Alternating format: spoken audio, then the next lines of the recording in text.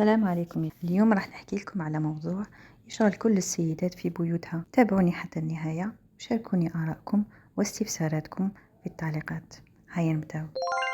كيفاش تخيري ستائر لغيدو وتباني باللي محترفة في الديكور؟ حابة تجهزي دارك ولا كرهتي اللي ريتو القدم وحبيتي تبدلي؟ نعطيك لي زاستوس وطرق بسيطة واحترافية لك فرق كبير في دارك. أول حاجة لازم تراعي ليها طول الستارة. لازم تكون طويلة ولاحقة للأرض تماما، أو طويلة أكثر 1 سنتيمتر أو 2 سنتيمتر فقط، وهذاك الطول تاع الستارة راح يمد جو مريح ورومانسي للغرفة. الستائر القصيرة تمد منظر مش متماسك، تبان الغرفة ضيقة. ثاني حاجة لازم تشوفيها الستائر هي العرض. لازم تكون عريضة باه تجي مطوية وشكلها متموج وتعطي فخامة ووفرة في الغرفة. وللتحديد أكثر لازم عرض الريدو يكون أكثر مرتين من طول لتخانجل حامل الستارة. مثال، إذا كان عندك تخانجل فيه 2.20 متر، لازم الستائر تكون فيها الضعف، أي 4 مترات و40 سنتيمتر باه تبان كلاس وشيك. ثالث حاجة سيدتي هي ارتفاع حامل الستائر، ارتفاع لتخانجل. يكون لتخانجل منخفض قريب من النافذة يمد منظر غير انسيابي للستارة ويولي السقف يبان هابط والغرفة مش عالية. هذا لازم نركبه لتخانجل قريب من السقف، أحسن مسافة من 5 سنتيمتر إلى 15 سنتيمتر فقط بين حامل الستائر والسقف. تبان الشمبرة طويلة وكبيرة، بان أنيقة. رابع حاجة هي طول حامل الستائر. طول تاع لتخانجل لازم يكون طول أكبر من طول النافذة ب40 سنتيمتر من كل جهة، أي من جهتي النافذة. طول الحامل يساوي طول النافذة زائد 80 سنتيمتر. مثال، النافذة تكون طولها 1 متر و40 سنتيمتر، نزيد لها 80 سنتيمتر تعطينا 2 متر فاصل 20 سنتيمتر. خامس حاجة نوع القماش.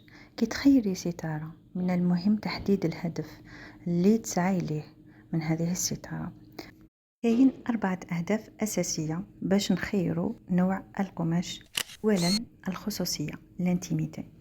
إذا كانت الغرفة تاعك مواجهة لشارع أو منازل وين نوافذها قريبة على النافذة تاعك معناتها يقدروا يشوفوك، خيري ستائر خشينة ومعتمة مثل قطيفة مع الأورغانزا تساعدك في تأمين خصوصية الغرفة، مثلا غرف النوم، غرف تبديل الملابس. ثانيا، التحكم في الإضاءة. استخدمي ستائر شفافة أو مصنوعة من أقمشة خفيفة مثل الساتان أو لاسوا الحرير في الغرف اللي تحتاج إلى إضاءة طبيعية، مثلا مطابخ، صالونات، مكاتب إلى آخره. بينما يمكن أن تستخدمي ستائر ثقيلة شوية من القطيفة تكون عاتمة في الغرف اللي تحتاجي فيها تقليل الإضاءة. ثالثا، كاين هدف معظم السيدات ما يعطولوش أهمية ولكنه مهم جدا، اللي هو العزل الحراري وعزل الضوضاء. معناتها كي ندير الريدو تاعي الحس تاع برا ما يدخليش للداخل والحس تاع الداخل ما يخرج. هذه بالنسبه للضوضاء. الحراره تحافظ لي على درجه حراره البيت، اذا كنا في الشتاء تحافظ على الدفء في البيت، اذا كنا في الصيف تحافظ على